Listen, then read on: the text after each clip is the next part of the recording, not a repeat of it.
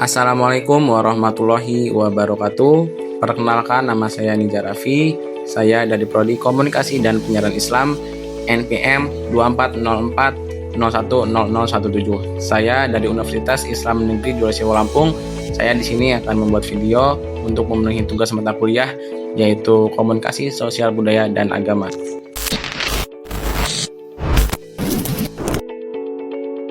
Kita hidup di zaman yang penuh dengan kemajuan teknologi dan perubahan sosial yang begitu cepat. Dalam kehidupan sehari-hari, tanpa sadar kita sering bersinggung dengan beragam budaya, mulai dari cara berpakaian, makanan, sampai cara berkomunikasi. Dari sinilah muncul pertanyaan penting, bagaimana budaya kita bisa tetap bertahan dan beradaptasi di tengah perubahan zaman? Mari kita bahas lebih dalam melalui materi berjudul Entitas Nilai dan Difusi Budaya. Nah, sekarang kita membahas terkait dengan entitas nilai dan difusi budaya. Apa sih itu entitas nilai budaya? Jadi, entitas nilai budaya itu adalah wujud nyata dari nilai-nilai yang hidup dan dipegang oleh suatu masyarakat. Nilai ini menjadi pedoman dalam berpikir, dalam berperilaku, ataupun bersikap, serta membentuk identitas dan karakter dalam suatu kelompok. Setiap budaya memiliki ciri khas ataupun nilai khas yang mencerminkan pandangan hidup dan jati diri masyarakatnya. Sementara difusi budaya merupakan proses penyebaran unsur-unsur budaya dari suatu masyarakat ke masyarakat lain melalui interaksi seperti media sosial, lalu ada pendidikan, perdagangan, maupun media. Proses ini menyebabkan nilai-nilai budaya saling berpengaruh dan berkembang mengikuti perubahan zaman.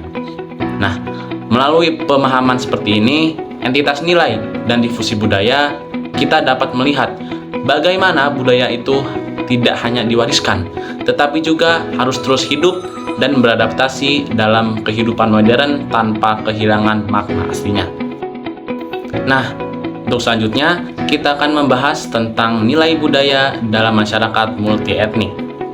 Nilai budaya membentuk cara pandang dan karakter dalam suatu kelompok. Dalam masyarakat yang beragam suku dan etnik, nilai budaya berperan sebagai perekat sosial. Setiap kelompok memiliki sistem nilai sendiri yang harus saling dihargai. Lalu ada globalisasi yang memang membawa perubahan, tetapi juga kita harus tetap berusaha, harus tetap menjaga nilai-nilai luhur agar identitas bangsa kita tidak hilang.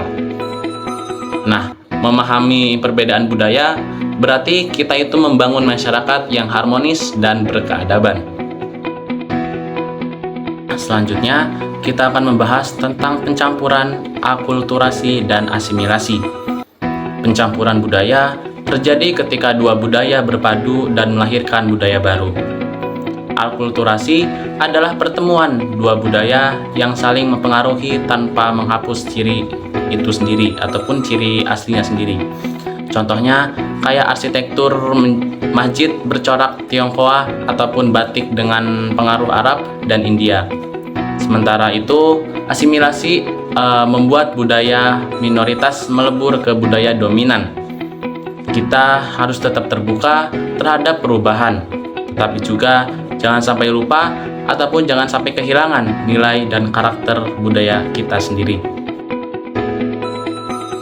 Nah, untuk yang terakhir, yaitu difusi budaya dan melting pot. Tadi kita kan sudah bahas di atas terkait dengan difusi budaya.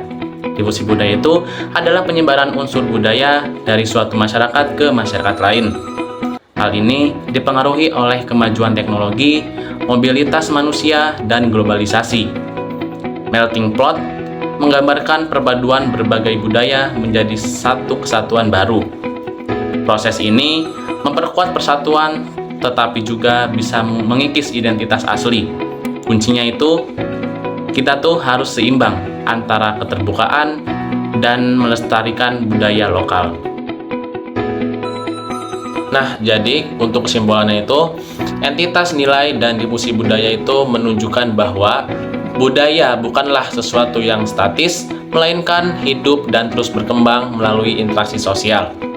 Nilai-nilai budaya menjadi inti yang menjaga identitas masyarakat. Sementara difusi budaya menjadi jalan bagi nilai tersebut untuk beradaptasi tanpa kehilangan makna aslinya. Demikianlah pembahasan mengenai entitas nilai dan difusi budaya. Semoga materi ini dapat menumbuhkan kesadaran bahwa melestarikan budaya berarti menjaga jati diri bangsa di tengah arus globalisasi. Mudah-mudahan apa yang sudah saya sampaikan ini bisa bermanfaat untuk kita semua.